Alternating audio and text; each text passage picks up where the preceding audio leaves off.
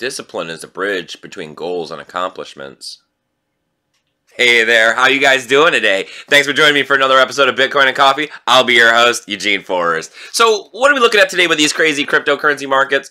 Well, we got a market cap coming in at $421 billion. It's nice that we're holding on to the other side of $400 billion.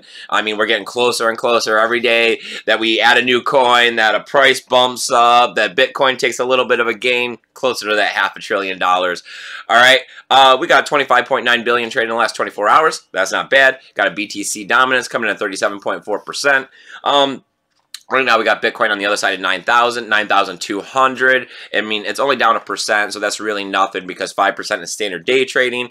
We're kind of just moving sideways at the movement, and that's all right with me. Some slow, steady gains. The weekend's getting ready to start kicking off here because it's early Saturday morning. Let's just hope we don't get that weekend 10% dip like we've been. Let's hope that we can continue strong across this weekend like we did last weekend, and that would be awesome.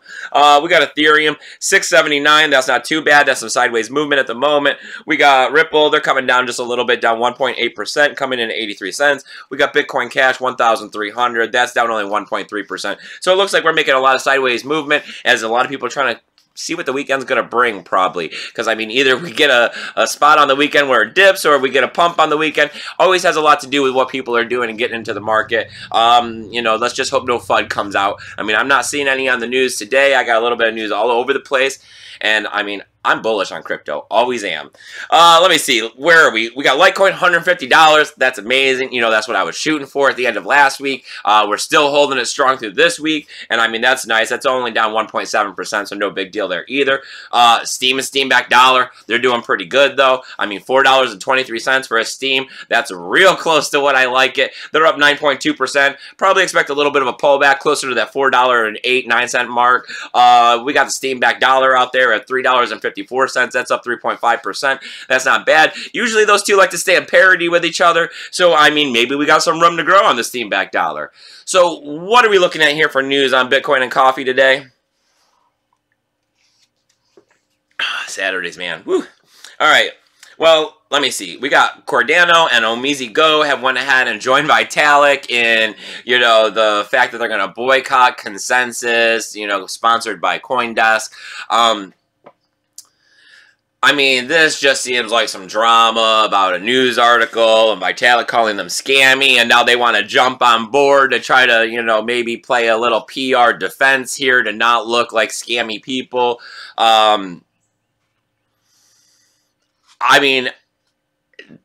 Consensus tickets are a lot of money, what are you really going to be getting from these conferences besides a good chance to network with people? It's nice to hear about the press releases and all of that good stuff. I've never been to Consensus, so, I really can't speak too much from experience. I can just say that, the fact that they're coming out today after Vitalik came out yesterday, it feels like a little bit of a PR kind of, battleground, safety zone defense stuff. I got Bitcore. I'm going under the ticker BTX. They got their 1-year birthday today, so congratulations to them. A lot of cryptocurrencies, they used to not even make it a year, right?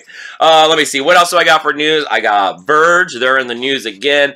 Their partnership with Token Pay has, shown, fruitful rewards, and they're looking at a debit card here coming out soon for them. A lot of people like to get those debit cards connected to their cryptocurrency. It's a real easy way to offboard, crypto back into fiat because we all got bills, we all got families, there's always those unintended expenses that you gotta pay for, and like a lot of us, we're usually a little over-invested in this stuff because, we got such high dreams and hopes for it.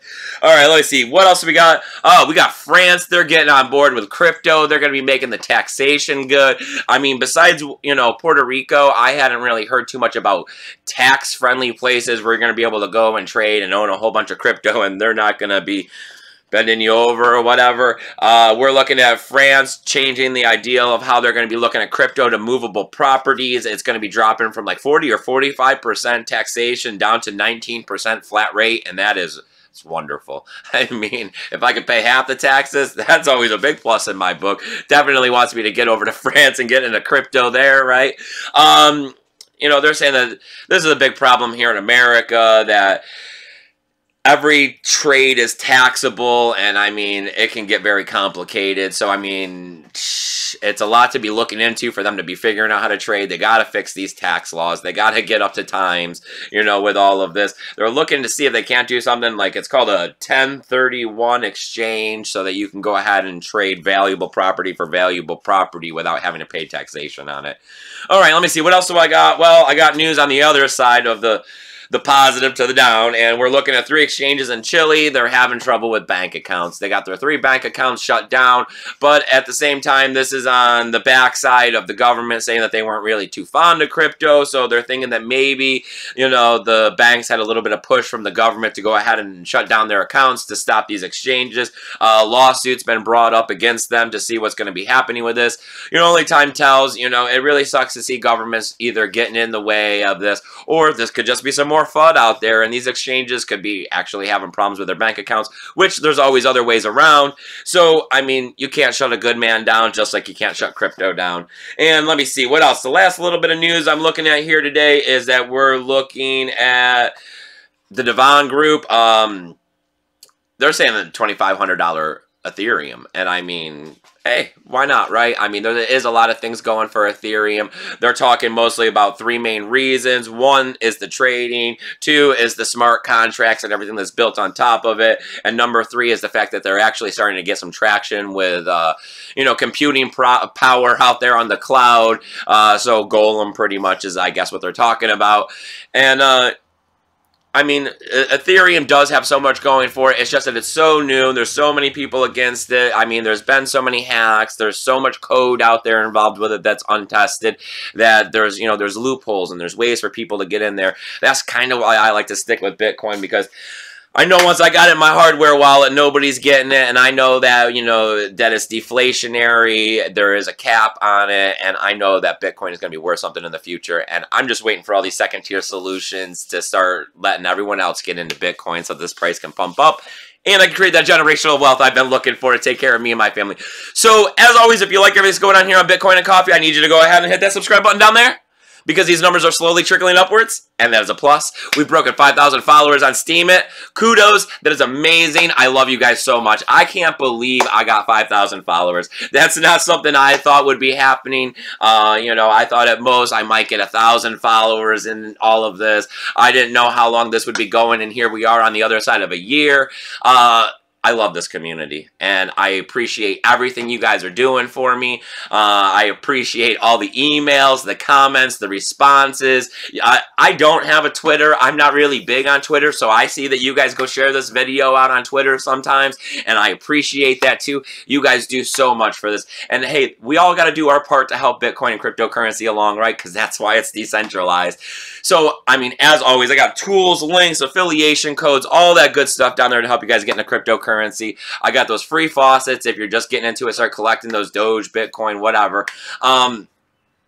As always, come on over to Steemit, upvote my posts, comment down below, and I'll vote you. That's how we do it over there. And I mean, hey, it's cheap, it's easy, it's free, it's no big deal. So why not, right? And it helps me out. But hey, if you got that extra crypto, I got those donational addresses too. You can throw a little extra crypto my way. But most of all, what I want you guys to do is I want you to shoot me that email. I want you to ask me that questions, and I want you to do what it needs to take to get your Bitcoin safe.